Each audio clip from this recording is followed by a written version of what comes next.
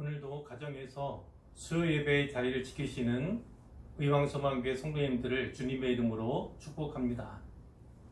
오늘은 누가복음 17장 20절 이하의 말씀을 통해서 은혜를 나누어 보도록 하겠습니다. 바리새인들이 예수님에게 하나님의 나라가 어느 때에 임하나이까 이렇게 여쭈었습니다. 예수님은 자신이 메시아이심을 수없이 드러내셨습니다. 하지만 바리새인들은 그것을 믿지 않았지요. 그러니까 바리새인들의 이 질문과 예수님께서 하시는 대답 사이에는 이미 큰 갭이 존재하고 있다, 이렇게 보아야 할 것입니다. 달리 말하면요, 바리새인들이 말하는 하나님의 나라는 예수의 나라는 아니라는 거죠. 예수의 나라와는 다른 하나님의 나라에 대해서 묻고 있다는 것입니다. 그러므로 이들은 예수님에게 당신이 말하는 하나님의 나라는 언제 도래합니까? 이렇게 물은 것으로 보아야 하지요. 또한 이 바리새인들 역시도요, 메시아가 오면 세상이 바뀔 거라고, 메시아가 오셔서 세상을 바꿀 거라고 이렇게 생각을 했습니다. 특별히는 로마의 압제하에 있었잖아요. 로마의 압제하에 있는 민족을 해방하고 다윗의 나라를, 다윗의 왕국을 다시 회복시킬 그 정치적인 메시아, 왕 같은 메시아를 그들이 기대했다는 거죠. 그렇게 생각하고 있는 이 바리새인들이기 때문에 그들이 의아했던 거예요. 예수님이 메시아라면 왕국 재건을 위한 일련의 행동들을 취하지 않겠습니까? 적어도 메시아라면 그런 태도를 취할 텐데 이렇게 여겼다는 거예요. 그런데 보니까 예수님께서는 그러한 일을 전혀 하고 계시지 않았던 겁니다. 그래서 질문을 했다고 보는 것이 타당한 거죠. 예수님께서 이에 대해서 대답하시는데, 하나님의 나라는 볼 수 있게 임하는 것이 아니요 또 여기 있다 저기 있다고도 못하리니 이렇게 말씀하세요. 자, 우선 어떻게 또 생각해야 할 수 있습니까? 눈에 보이는 것으로 하나님의 나라를 판단해서는 안 된다, 이렇게 볼 수 있죠. 그것은 실제로 영적인 나라입니다. 영적인 실체, 영적인 영역과 관계되어 있는 용어예요. 자, 우리가 알다시피 하나님 나라 그러면 하나님의 통치와 다스림과 지배, 그 지배가 있는 영역이 바로 하나님의 나라입니다. 그러니까 예수님께서는요, 이것이 영적인 실체이지 그것이 너희가 눈에 보이는 것, 보이는 대로 추구하는 그 모습은 아니다, 이렇게 말씀을 하는 거죠. 자, 그러면서 무슨 말씀하셨냐면 하나님의 나라는 너희 안에 있느니라, 이렇게 말씀하셨어요. 하나님의 나라는 너희 안에 있느니라. 쉽지는 않습니다. 영어 성경에도 그렇고 또 우리말 성경에도 번역본에 따라 좀 달라요. 자, 우리가 쓰는 개역 개정판에는 너희 안에 있느니라 이렇게 번역되어 있지만 어떤 성경에는 너희 가운데 있느니라 이렇게도 번역이 되고 있습니다. 자, 좀 더 이렇게 분명하게 말씀드리기 위해서 영어 성경에 보면 어떠한 영어 성경에는 그 부분이 전치사가요, 어몽이란 전치사가 쓰이고 있어요. 이걸 쓰면 어떻게 됩니까? 너희 사이에, 너희 가운데, 너희 중에, 이런 의미가 되는 거잖아요. 그런데 어떤 영어 역본에는요, 그 어몽이란 단어 대신에, 전치사 대신에 within 이라는 그러한 전치사를 쓰고 있는 것을 보게 됩니다. 그것이 바로 오늘 성경 번역에 되어 있는 안에, 속에, 이런 의미를 그대로 받는 그런 번역이지요. 자, 전치사 어몽을 받는다면 이런 뜻입니다. 하나님의 나라는 너희 사이에, 너희 중에, 너희 가운데 있다, 이런 거지요. 자, 무엇을 말씀하시냐면 너희들이 하나님 나라에 대해 궁금해하고 그 하나님 나라를 찾지만 그 하나님 나라는 너희 가운데 있다는 겁니다. 그 무슨 말씀이냐면 너희들이 너희들 사이에 너희들 가운데 있는 내가 하나님의 나라를 가지고 온 그이다. 이렇게 말씀하시는 거예요. 예수님이 그 너희들 사이에 계시니까 하나님의 나라도 너희 사이에 있다는 거예요. 예수님께서 하나님의 나라를 이 땅에 가지고 오신 분이므로 이런 의미지요. 이렇게 받는다면 이런 도전을 받을 수 있습니다. 너희는 나를 메시아로 인정해야 한다는 거죠. 그러면 너희도 하나님 나라를 얻을 수 있다. 누릴 수 있다. 이렇게 우리가 도전을 받을 수 있다는 겁니다. 자, 그런데 만일 이 전치사 within 이렇게 전치사를 받는다면 하나님의 나라는 너희 안에 너희 속에 있다 이런 거죠. 그렇다면 뭐 보통 말할 때 우리 마음 가운데 이렇게 이제 이해할 수가 있잖아요. 근데 문제는 이 말씀을 바리새인들에게 하고 있다는 데 문제가 있는 겁니다. 그러면 하나님 나라가 바리새인들에게 임하여 있다면 그건 좀 이상하잖아요. 자, 그래서 어떤 사람들은 얘기하기를 이때 그들은 일반적으로 백성들을 말한다 이렇게 이야기를 하곤 합니다. 자, 이렇게 받을 경우에는요 이런 도전을 받을 수 있죠. 너희의 마음을 점검해 보라는 겁니다. 진짜 너희 안에 하나님 나라가 임하였는지 그렇지 아니한지를 점검해 보라. 이런 도전을 받을 수 있다는 것입니다. 그런데 우리는 대개 너희 안에 이렇게 번역되어 있는 부분을 너희 가운데 이렇게 받는 경향이 있습니다. 예수님께서 이 땅에 하나님 나라를 가지고 오셨으므로 예수님께서 함께 하시는 그 곳이 그 장소가 바로 하나님 나라가 임한 곳이다. 임한 장소다. 이렇게 받을 수 있다는 것이죠. 자, 이제는 제자들에게 말씀하시는 부분인데 22절 이하의 말씀입니다. 예수님께서 역시나 하나님의 나라에 대해 말씀을 하시는데 여기서는 인자의 날 이렇게 예수님이 말씀하고 계세요. 때가 이르리니 너희가 인자의 날 하루를 보고자 하되 보지 못하리라. 이렇게 먼저 말씀하셨어요. 때가 이를 거라는 거죠. 하나님의 나라의 그때, 근데 여기서는 인자의 날. 특별히 인자의 날 그러면 주 예수 그리스도의 재림의 날을 가리킬 때 이 인자의 날을 씁니다. 그런데 이것도 사실 어려워요. 인자의 날 하루를 보고자 하되 보지 못하리라. 이게 무슨 말씀입니까? 생전에 특별히 이 당시에 예수님 제자들 있지 않습니까? 그 제자들의 생전에 예수님의 재림을 보지 못할 것이다.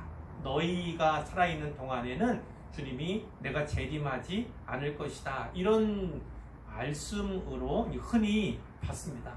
이렇게 받는 것이 평범하긴 하지만 무방하다. 이렇게도 또한 말씀을 드릴 수 있고요. 자, 재림을 기다리는 시기에 예수님의 재림에 대해서 온갖 거짓된 일들이 난무하게 될 것이다. 예수님께서 이하의 말씀에서 주시는 거예요. 자, 오늘날도 그렇죠. 예컨대 예수님께서 재림하실 그 재림이 몇 년, 몇 월, 며칠이다. 이렇게 우리나라에도 과거에 다미 선교회라고 할지 이런 이단들이 있었잖아요. 오늘날에도 사실 그것이 없지는 않습니다. 그 날짜를 계산하는 거, 그것은 성경이 금하는 일이고 그것은 무가치한 일입니다. 자, 또 어떤 사람들이 있습니까? 재림을 기다리는 성도들, 우리는 재림을 기다리잖아요. 그 재림을 기다리는 성도들을 비웃는 사람들도 있죠. 비웃는 사람. 자, 또 어떤 사람이 있습니까? 내가 메시아라는 거예요. 내가 재림주라는 거죠. 내가 재림주다. 이렇게 얘기하는 사람들이 있어요. 우리나라에만도 그런 이단들이 과거, 현재 도합해서 수십 명에 이릅니다. 자, 또 그 가운데는 어떤 사람이 있어요? 이미 재림했다는 거죠. 이미 재림했다는 거예요. 그리고 그 사설을 따르는 사람들도 있지요. 예컨대 하나님의 교회라고 부르는 그 망령된 의미예요. 하나님의 교회는 성경에 나오는 단어잖아요. 용어잖아요. 그런데 그것을 이단이 쓴다는 거죠. 안상홍 증인회라는 이단이요. 자, 그 안상홍이가 뭐라고 얘기했습니까? 나는 이미 왔습니다. 나는 이미 왔습니다. 이런 망령된 그런 말을 했고, 그것을 이 부인이 또 이제 교주로서 계승하고, 또 이것이 이제 이단이 규모가 커져서 악한 영향력을 끼치고 있는 것을 오늘 우리가 목도하게 되는 것이죠. 자, 성경에 보면 23절에 사람이 너희에게 말하되 보라 저기 있다, 보라 여기 있다, 이렇게 얘기한다는 거예요. 내가 재림주다, 내가 이미 재림했다, 이렇게 이야기하는 사람들이 있다는 거고, 자, 그것을 추종하고 따르는 사람들이 미혹하고 현혹한다, 이런 거죠. 예수님은 그러나 너희는 가지도 말고 따르지도 말라는 거예요. 그들의 말이 아무리 그럴듯하게 들리고 그것이 교리적으로 봤을 때 뭔가 이게 특별한 것 같은데 이런 생각이 든다 할지라도 그냥 무시하라는 거예요. 갈 생각하지 말고 따를 생각해서는 안 된다, 이렇게 말씀하는 거예요. 24절에 보면 번개가 하늘 아래 이쪽에서 번쩍이어 하늘 아래 저쪽까지 비침같이, 번개가 번쩍하면 어떻게 돼요? 여기서 여기까지 그냥 비치는 거잖아요. 거의 동시에 비치게 되는 거잖아요. 인자도 자기 날에, 인자도 자기 날에, 인자의 날이죠. 예수님 재림하는 그때에 그러할 것이다 라는 거예요. 번개는 빠릅니다. 그러니까 동서 남북이 한꺼번에 그 번개의 영향을 받는 거잖아요. 다 목도하게 되는 거잖아요. 그것과 같이 이 재림의 날은요, 갑작스럽게 뿐만 아니라 우주적으로 모든 육체가 함께 그것을 동시에 보게 될 것이라고 성경이 말씀하잖아요. 그렇게 우주적으로 이루어질 것이라는 말씀이에요.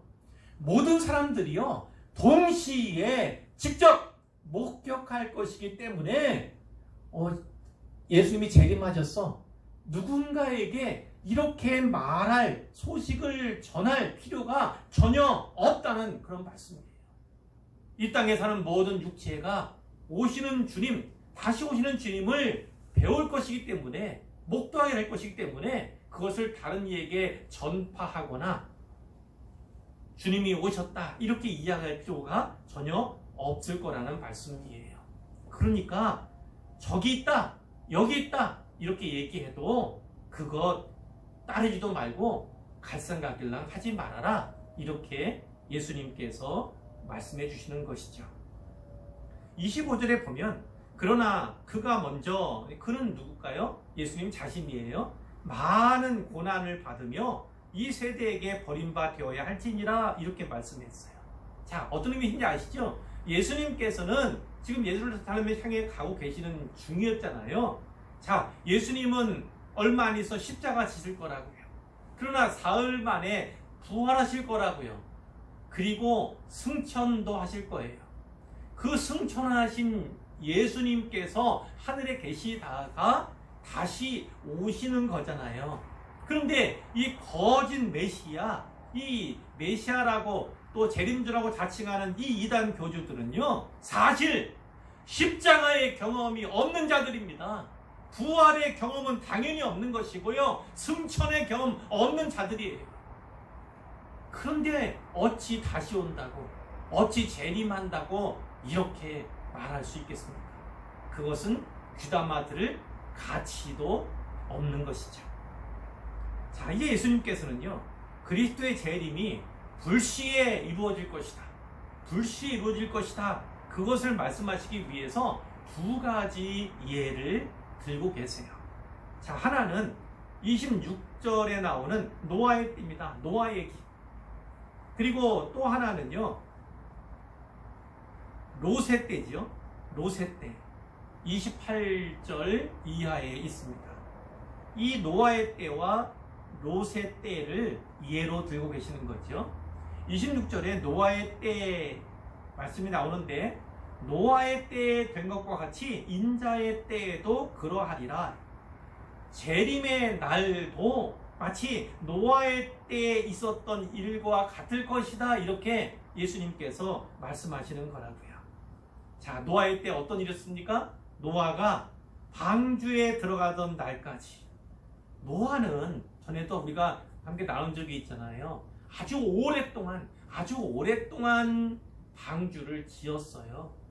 방주만 지었겠습니까? 하나님께서 물로 세상을 심판하실 것이다. 홍수로 세상을 심판하실 것이다. 회개해야 한다. 그리고 이 일에 동역하자. 이런 얘기를 왜 안 했겠습니까? 그런데 이 노아와 그 가족들만 구원받은 것을 보면 그 외의 모든 세상 사람들은 그 말에, 그 경고에 전혀 귀담아 듣지 않았던 것을 우리가 짐작할 수가 있지요. 그들은 먹고 마시고 장가들고 시집가는 일을 했다는 거죠. 이건 일상적인 일 아닙니까? 일상적인 일이에요. 위험에 대해서는 전혀 고려하지 않는 거지요. 경고를 받았지만 준비하거나 대비하지 않는 모습을 이렇게 표현한 것입니다. 자, 그런데 노아가 방주에 들어갔을 때 어떤 일이 벌어집니까? 홍수가 나서 그들은 다 멸망을 당했다는 거죠. 자, 28절에 보면 이 롯의 때가 나오죠. 롯의 때와 같다. 어떤 의미죠? 우리 주님께서 재림하시는 그 날은 롯의 때와도 같을 것이다, 이 말씀이에요. 역시나 사람들이 먹고 마시고 사고 팔고 심고 집을 지었습니다. 역시 일상생활이에요. 근데 특별히 이 사람들은 어디 사람입니까? 소돔과 고모라 가운데 이 소돔성의 사람들이에요. 소돔성. 롯이 그 소돔이라는 곳에 가서 살았잖아요. 이 롯은 아브라함의 조카 아닙니까? 그 소돔과 고모라는 어떤 도시였죠? 죄악이 만연한 도시예요. 특별히는요, 오늘날도 큰 사회적인 이슈와 문제가 되고 또 우리가 그것을 막기 위해서 기도하고 힘쓰고 있지만 이 동성애 문제가 아주 극악했던 그런 도시가 바로 소돔과 고모라였습니다. 근데 그 도시들이 어떻게 됐어요? 롯이 소돔에서 나가던 그날에 천사가 가족들을 이끌잖아요. 롯과 그 가족들을 이끌어 가잖아요. 그래서 소돔에서 나가던 날에 하늘에서 불과 유황이 비 오듯 쏟아졌습니다. 그래서 이 소돔과 고모라의 모든 사람들은 다 멸망하게 되었던 거죠. 자, 예수님께서 무엇을 말씀하시는 겁니까? 오늘 우리도 이렇게 새겨야 한다는 겁니다. 주님의 재림이 가까이 오잖아요. 더 가까이 간다 할지라도 일상생활이 유지가 될 거라는 거예요. 일상생활이. 자, 무슨 말씀입니까? 그냥 이미 성경을 통해서 경고를 받았잖아요. 주님의 재림의 날을 준비하지 않고 대비하지 않으면 안 된다는 그런 말씀을 받았잖아요. 그렇다면 당연히 준비하고 대비해야 할 텐데 그렇지 못하는, 오랫동안 주님이 오시지 않고 재림의 사건이 일어나지 않다 보니까 그냥 일상생활 속에서 무덤덤한 삶, 아무런 경고도 의식하지 않는 삶, 그리고 신앙생활 하면서 혹여나 그 경고를 가볍게 여기는 모습, 그런 것을 우리가 성경에 볼 수가 있지 않습니까? 그것에 대해서 우리 주님이 경고하신다는 거죠. 인자가 나타나는 날에도 이러하리라, 이렇게 말씀을 하시면서 31절 이하의 그날에 대해서 또 말씀해요. 그날에는 만약 사람이 지붕 위에 있고 그의 세간이 그 집안에 있으면 그것을 가지러 내려가지 말 것이요, 이렇게 말씀합니다. 자, 어떤 사람이 지붕 위에, 이 당시 유대인들의 가옥은 지붕 위에가 평평했거든요. 마치 옥상과 같이 그 옥상에 있을 때에 옥상에 있었어요. 자, 그리고 그 세간살이들은 다 집 안에 있을 거 아니에요. 그런데 이 인자가 나타나는 그 날에는요, 그 세간살이를 챙기러 내려가지 말라, 이렇게 말씀을 하는 거죠. 왜 그럴까요? 그 옥상에서 집 안으로 들어가고 또 가서 그것을 챙기는 불과 얼마 되지 않을 수 있는 시간이지만 이 주님의 재림 사건은 순식간에 이루어질 수 있다는 것을 말씀하는 것이죠. 그래서 자칫하면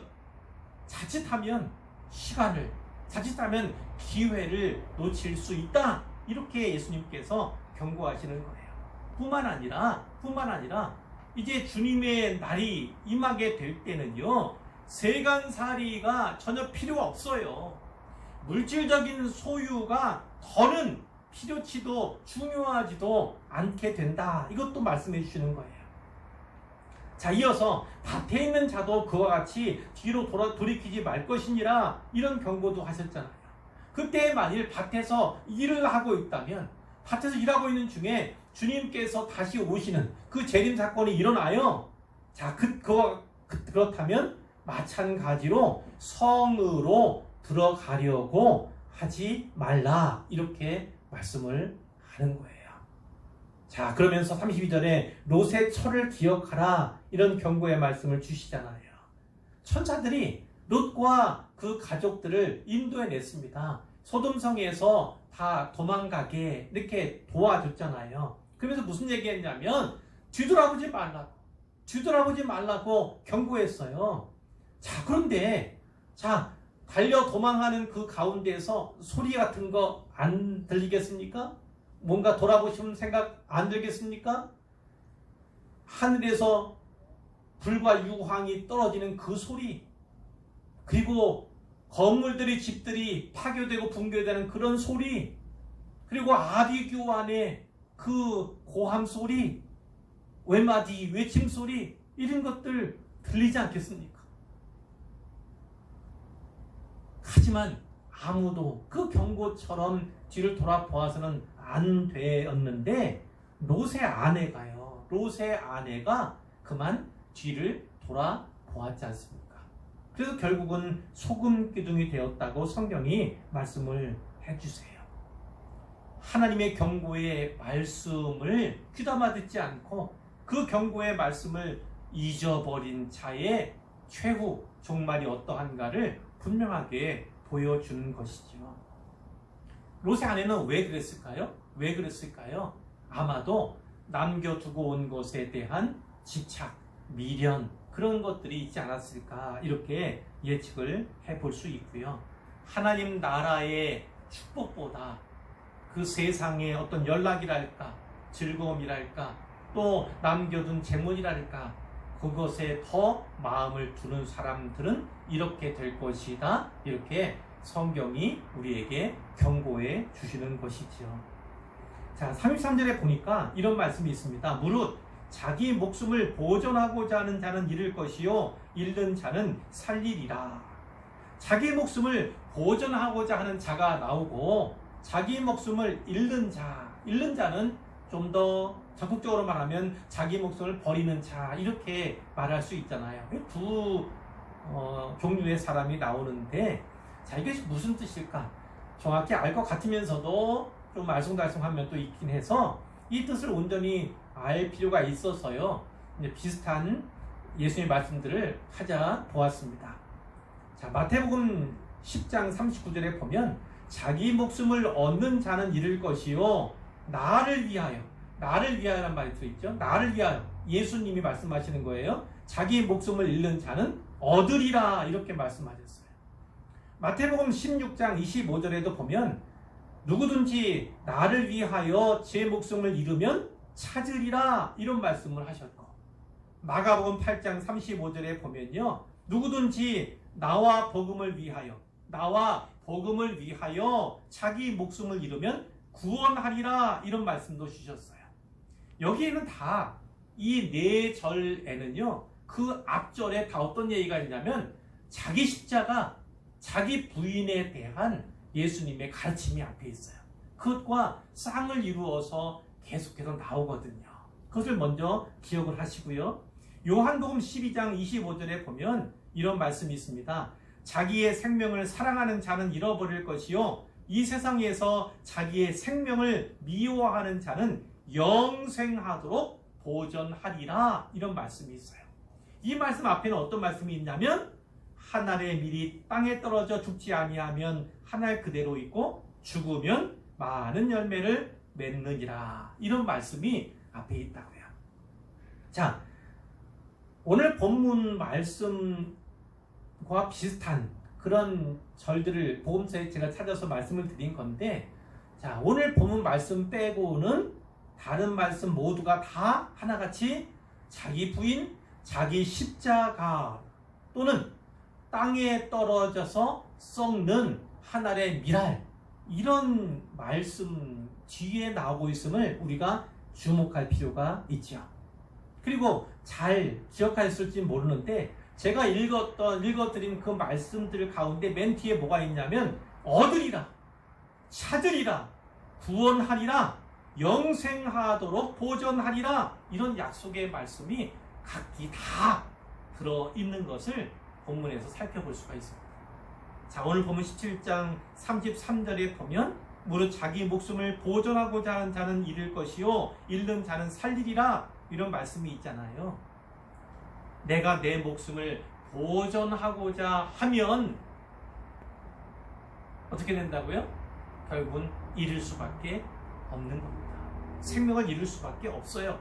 그러나 주님과 복음을 위하여 내 목숨을 버리면, 주님과 복음을 위하여 내 목숨을 잃고자 하면 주님께서 영생하도록 보존해 주신다, 이런 약속의 말씀을 주고 계시는 것이죠. 자, 그날에는 또 이런 일도 있습니다. 34절인데, 내가 너희에게 이르노니 그 밤에 둘이 한 자리에 누워 있음에 하나는 데려감을 얻고 하나는 버려둠을 당할 것이요. 둘이 한 자리에 누워 있어, 한 침대 위에 누워 있단 말이죠. 그러니까 그 사람은 가까운 사람이고 친밀한 사람일 거예요. 자, 35절에 보면 두 여자가 함께 맷돌을 갈고 있음에 같은 일을 하고 있다고요. 그런데 하나는 데려감을 얻고 하나는 버려둠을 당할 것이니라, 이렇게 말씀하신다고요. 한 침대를 쓰는 친밀한 사이, 같은 일을 하는 사람들이 나와 있는데, 그것을 보면 겉으로 보기에는요, 두 사람 사이의 차이는 발견되지 않아요. 다른 점이 없어 보여요. 그런데 갑자기 두 사람은 분리가 된다는 거죠. 분리가. 영원히 이별하게 된다는 것을 말씀하고 있습니다. 그 이유가 뭘까요? 그 이유가 뭘까요? 단 한 가지 차이 때문임을 성경이 말씀하는 거예요. 그 차이는 무엇입니까? 예수를 믿느냐, 예수를 믿지 않느냐, 그 하나의 차이다라는 거죠. 여기 데려감, 버려둠, 이런 낱말이 나왔는데, 이 데려감이란 건 어떤 걸 의미할까요? 데살로니가전서 4장 14절부터 17절에 우리가 잘 아는 말씀이 있는데요, 요약적으로 말씀드리면 이겁니다. 예수 안에서 자는 자들이 있는 거죠. 예수 믿다가 죽은 사람을 말하는 거예요. 자, 또 어떤 사람들은 주님께서 강림하시기까지, 재림하실 때까지 살아있는 사람, 재림하실 당시에 살아있는 사람도 있지 않겠습니까? 자, 그런데 성경이 자는 자, 죽는 자를 자는 자라고 표현한 것은 의미가 있다는 거죠. 자는 자는 언젠가 깰 거라는 거예요. 완전히 죽은 것이 아니다, 다시 살 것이다를 전제로 한 표현이 바로 자는 자인데, 바로 그 예수 안에서 자는 자들에게 우선권이 있어요. 그들이 먼저 일어난다는 거죠. 무덤에서 일어나게 될 때 된다는 거예요. 주님이 호령과 천사장의 소리와 하나님의 나팔 소리로 하늘부터 강림하실 때에 그리스도 안에서 죽은 자들이 먼저 일어나게 될 것이다 라는 거예요. 자, 그런데 그 영혼은 이미 천국에 가 있잖아요. 천국에 가 있는 그 영혼이 예수님의 재림 때 같이 오는 거예요. 같이. 그래서 자기 육체, 무덤 가운데 있는 자기 육체를 다시 입게 된다는 것을 말씀하고 있습니다. 그런가 하면 예수님께서 재림하시는 당시에도 우리가 될는지 우리의 후배들, 자손들이 될는지 알 수 없지만 그들이 예수님의 재림을 보기도 한다는 거죠. 보는 사람도 있다는 것입니다. 자, 그런 이들은 어떻게 될까요? 그 다음 죽은 자들이 먼저 일어난 다음에 살아있는 채로 구름 속으로 끌어올려지게 될 것이다. 그래서 공중에서 주를 영접하게 될 것이다. 이렇게 사도 바울이 기록을 하고 있는 것입니다. 이때 그를 휴거라고 하는데, 휴거되는 자들, 그것이 바로 데려감을 입게 되는 것, 데려감을 얻게 되는 것이다. 이렇게 이해하면 되겠습니다. 자, 예수님께서 이 말씀을 하셨는데 이 말씀을 들은 제자들이 주님께 여쭈었어요. 주여 어디 오니까? 어디 오니까? 이렇게 물었거든요. 이 말은 이 모든 일이 어디서 일어납니까? 이렇게 여쭈는 거예요. 이에 대해서 예수님께서 무엇이라 말씀하셨습니까? 주검 있는 곳에는, 주검이 뭔지 아시죠? 시체를 말해요. 물론 동물의 사체도 포함합니다. 주검 있는 곳에는 독수리가 모이느니라, 이렇게 말씀을 하셨어요. 생각해 보세요. 독수리 한 마리가 유유하게 원을 그리면서 하늘에서 이렇게 도는 경우가 있잖아요. 그 장면도 있지만 때로는 하늘에서건, 낮은 하늘에서건 혹은 땅 위에서건 독수리들이 막 무리지어 모여있는 그런 경우들도 왕왕 있습니다.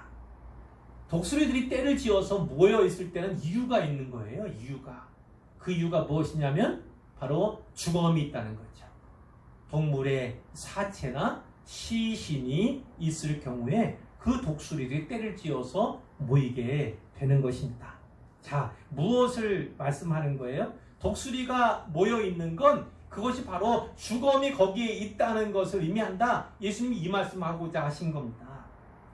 자, 종말의 징조가 하나, 독수리 한 마리가 빙빙 돌면서 원을 그리며 도는 것처럼 그것을 보는 것 같이 그 징조가 한 가지만 있다면 그것은 그다지 크게 염려하거나 큰 의미를 부여할 필요 없다.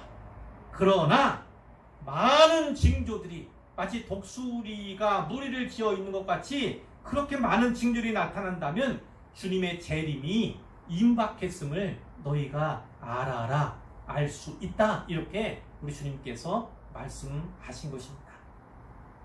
자, 오늘 말씀의 결론인데요.